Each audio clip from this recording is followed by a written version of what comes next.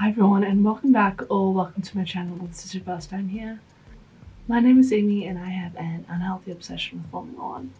This weekend was the 2022 Brazilian Grand Prix sprint race, so let's talk about it. But first, here is your championship update. Obviously the winner of both championships has already been wrapped up, but the fight for second is still very much on in both. In the drivers, Perez and Charles now go into the last round equal on points, and in the constructors, just 19 separate Ferrari and Mercedes. The gap between Alpine and McLaren has also grown after a weekend of bad fortunes for the working-based team and a stellar drive from Alonso. What an absolutely chaotic Grand Prix we had.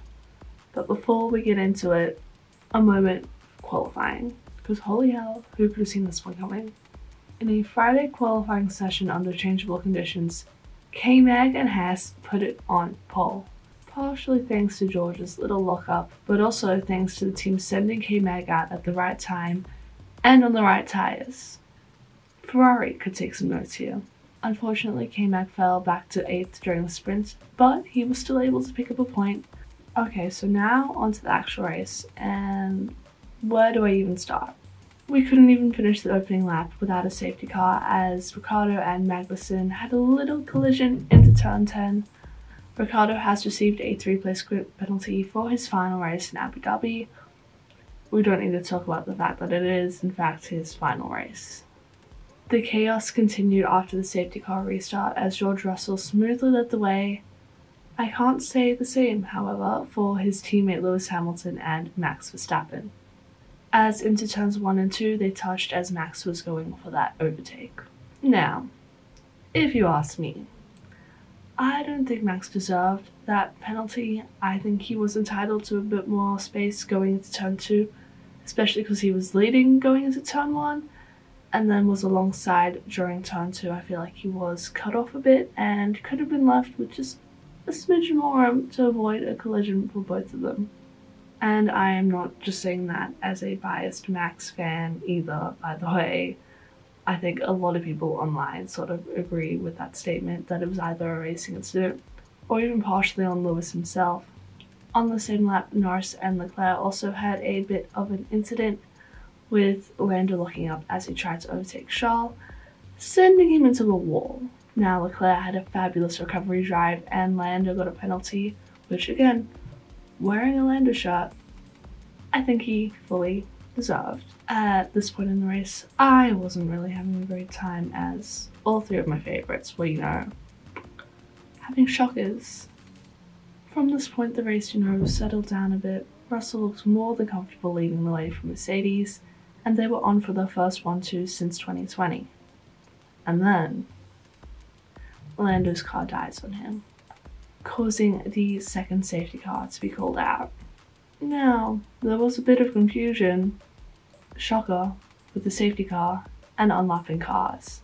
Latifi and Albon were able to do so easily, but poor Yuki was left right in the middle of that top 6 battle and was unable to unlap himself. However, the FIA has come out and said it was just, some unusual incident with the way the Brazilian pit lane works. It meant that the automatic system introduced after last year's finale controversy had registered Yuki's car as unlapped when he crossed the timing line a second time. Which is a bit weird if you ask me.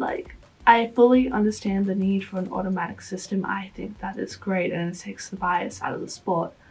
But, it was very much obvious that Yuki had been lapped and they could have just told him to, unlap at the same time as Albon and Latifi.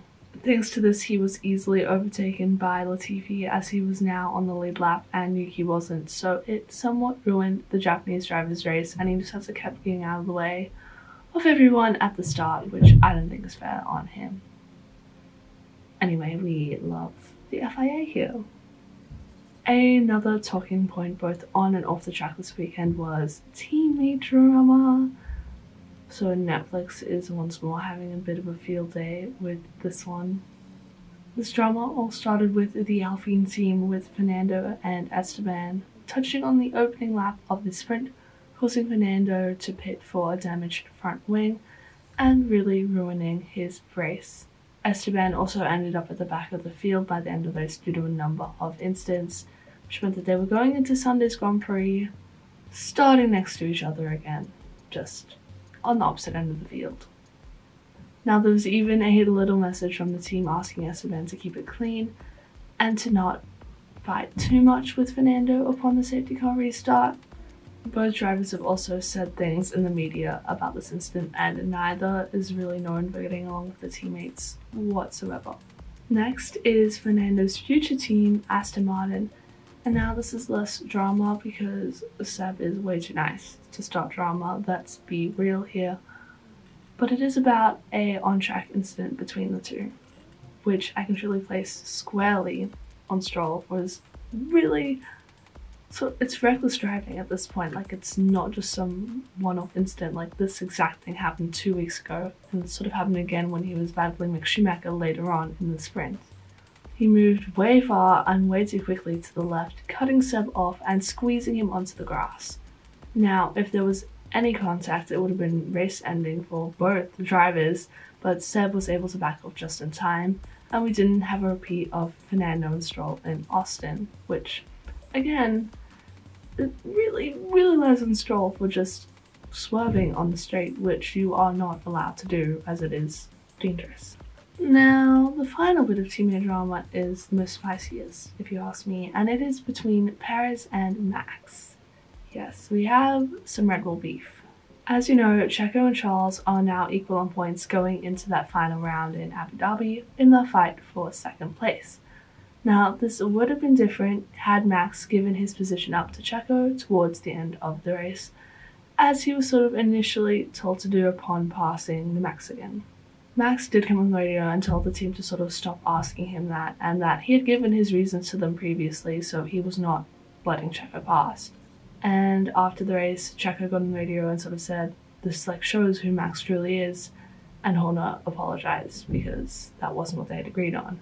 So yeah, clearly there's something going on behind the scenes a bit with that, and I really do think Verstappen should have just given the place back to Perez. That was what they had agreed, and Perez does need the points, and you've already wrapped it up, man. And it's not like you're fighting for a win either, it's like for 5th and 6th, so apparently the team has sorted it out, so they should be okay if something like that needed to happen in Abu Dhabi, that Max would give his place up, but I still don't think he will. And the final bit of my race recap, George Russell, finally a winner in Formula 1. It feels great to say, and I am so happy for him, and Mercedes did a really good job this weekend. They had the best car, they managed the race well, didn't fuck up on strategy, and ended with a 1-2. Obviously, the Brazilians were happy to see Hamilton in second, as he sort of become the adopted driver, which I kind of like. However, that race win that would keep his streak alive seems a bit elusive, and I don't think he's going to get it next week, so maybe it is a winless season for Lewis Hamilton, which feels weird to say. Now, the return of my favourite segment, how did Ferrari F up this week? Well, Ferrari mainly effed up in qualifying. Firstly in Q1, where they couldn't really decide between intermediate or soft tyres and just kept changing it on Charles's car while he sat there. But the notable incident came in Q3, where they sent Charles out at the front of the queue, which is fine. However, he was on intermediates and everyone else on the field was on softs. And then, thanks to later incidents and red flags that happened during qualifying, he was unable to get a lap in on the dry tyres, meaning he started in 10th. Which, to be fair, he made up a great recovery drive during the sprint race, and again an even better one during the actual race to finish the weekend in 4th. So good job to Charles, just, bad job to Ferrari.